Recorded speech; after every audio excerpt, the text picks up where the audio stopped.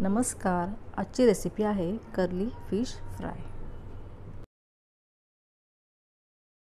सर्वप्रथम कर्लीच्या तुकड्यांना कोकम, मीठ, आलं लसूण पेस्ट लावून अर्धा तासासाठी मॅरिनेट करण्यासाठी ठेवून देऊया।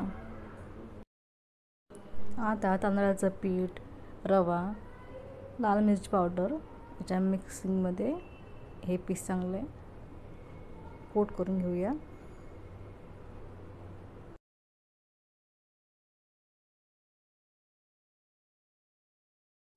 आता हे कर्ली माशाची गाभोळी आहे, तीही छानपैकी याला कोट करून घेते व्यवस्थित।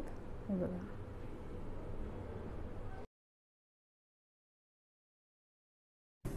आता गरम तेलामध्ये हे सर्व पीस छान फ्राय करून घेऊया।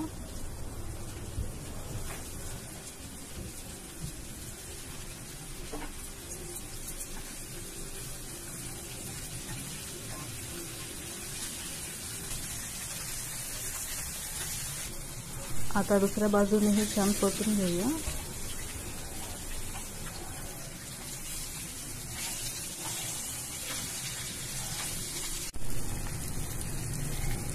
आता हे पीस टिश्यू पेपरवर काढून घेऊया। नंतर ही गाभोळी पण फ्राय करून घेऊया।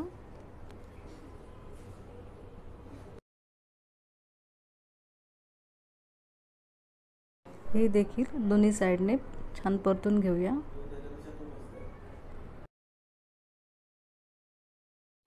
रेसिपी आवडल्यास लाईक, शेअर आणि सबस्क्राईब नक्की करा।